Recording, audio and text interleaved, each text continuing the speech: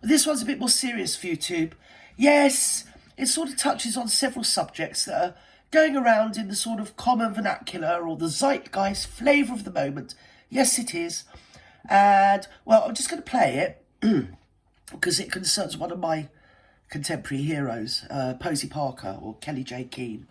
And do you remember a few months ago when she was attacked after being whipped up by this John Persutto? He was a leader of something or other in Australia, and he stood up in the Parliament. And so by the time she went down there to just promote women's right to speak, it's very easy. Women's, as in gender-born women, right to speak. I mean, the other people have got their people to speak for them, haven't they? They've got their protest groups, and they've got their spokespeople, and they've got their sort of icons of their movement, haven't they? The trans lobby people. But she is speaking for women, which I think, 50% of the entire globe are women, just over 50 or just under. It usually fluctuates between just over and under, doesn't it? Right? So, and we're not being represented. And to be fair, it's gone from the, Criminal Conversations of Caroline Norton from about 300 years ago, round to the slut walks of 2016, when they were walking around smearing period blood all over them up and down the Mall in London, weren't they? In the name of women's rights and liberty and equality. It's gone from that to right back again to the beginning, hasn't it now, where we don't have any rights and they're being eroded daily, especially if you're a sports lady. I mean, quick as you like, you're going to find some of the women's team are going to have, people in them that claim to be women. Let's put it that way. I've got to be careful what I say because, I think everybody is deserved to have whatever rights, and do what they want, dress as they want, be their authentic self. But it's like everything. With your rights come also responsibilities, and it is your responsibility to not really infringe on other people's rights. And the spectacle that took place when Kelly went down to Australia was it Australia? Or was it New Zealand? Do you know, I don't know what I'm on about. Yes, well, it's either one of them. Either, or probably both. To be fair, it probably was both. Should we have a look and see what happened? Just refresh our little memories. Served Victorian Liberal leader John Persutto. Right. And his leadership team. Oh, so it's Australia. Southwick, Georgie Crozier and Matt Bark. It went tits up in New Zealand as well, didn't it? I think they put on a plane and sent it back to Britain, didn't they? Obviously, it was all done in the best possible taste. It was only for her own safety, because they like keeping people safe, you see, in New Zealand. They do. They can't help themselves. Defamation concern notices, all of them. She's giving them 28 days to apologise and pay compensation for allegedly making grossly misconceived, willfully vexatious and wretchedly false claims. That's a direct quote. It's an absolute disgrace, because all of these men, they're only doing it for the lucre. They're only doing it to keep on the right side of a very vitriolic minority, when really the majority is, they're going to lose quite a lot of votes. Aren't they? Let's have it right. And all of them have mothers, and all of them probably have sisters and daughters and aunties and not uncles, probably have uncles that think they're women, don't they? But whatever. You know what I'm saying? Families are made up of both genders, is what I'm trying to say.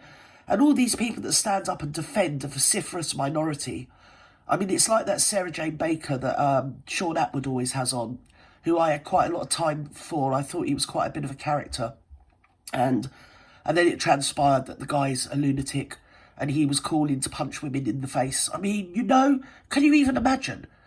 If he was stood there dressed as a man saying, just punch women in the face, he'd be locked off to prison, wouldn't he?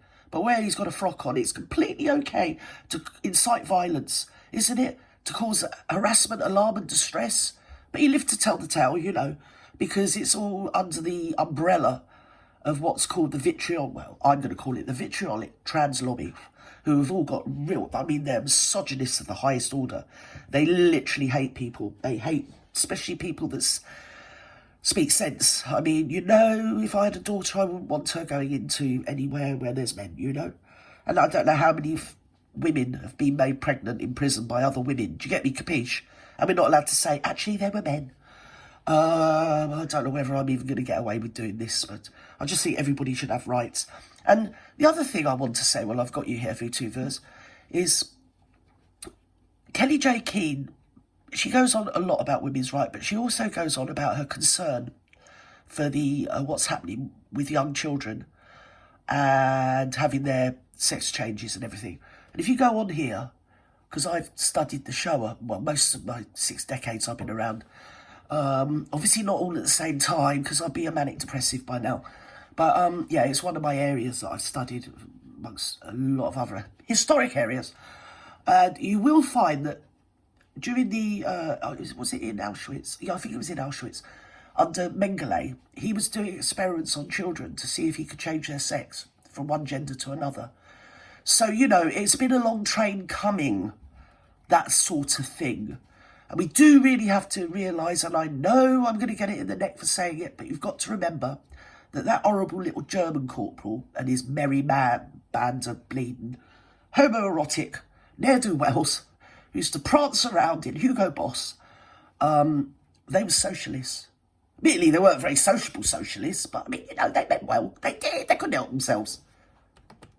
Also claims their false statements saw her become the target of extreme hate, abuse, harassment and stalking, and saw her being physically... And that's a bloke doing that to a woman. I mean, you know, and he'll probably go home and kiss his mum. It's disgusting, absolutely disgusting. She's a woman, and actually, she's about 5'1", you know. She's about the same height as me. She's tiny. And I mean, I say kudos to the other ladies that go there to protect her. And some of them were quite elderly and they got punched in the face and had their cheekbone broke and black eyes. And they get such vitriol from men that are whipped up by politicians who whip them up to a frenzy.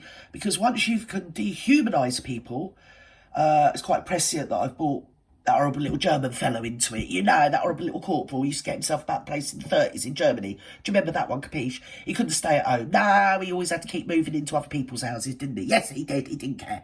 Nasty little oik. Anyway, what they did, and what all dictators do, and what all people of psychopathic bleeding numpties do, is that they dehumanise people first. And once you've dehumanised somebody and othered them, so, you know, when he's talking about them, they're not women, they're not female, they're not the fairer sex, they're demons, they're wrong-uns, they're not nice people like they are, you know, they're not all these compassionate and thoughtful and inclusive liberal people.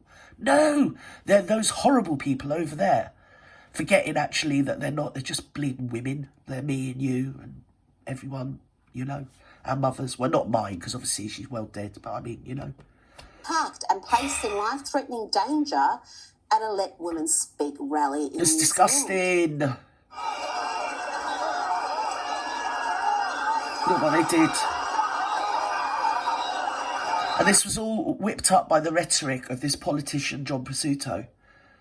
And yeah, quite rightly, she served him with a defamation case, and she good. I hope she takes him to the cleaners, the veritable cleaners. She deserves it. She's a very brave girl, because I'm not sure I could put up with it. You see how small she is up against everybody else as well. And a lot of the ladies go there to see her. I mean, I wouldn't mind shaking her hand. I'm sure a lot of us wouldn't. And quite frankly, I've brought my sons up to be, you know, a lot better behaved around women than that. And it's an absolute disgrace. And if I was John Persutto's wife, I'd be bleeding divorcing him. I would. And I'd take everything. Yes, I would. He'd be on a park bench somewhere. Yes, he would.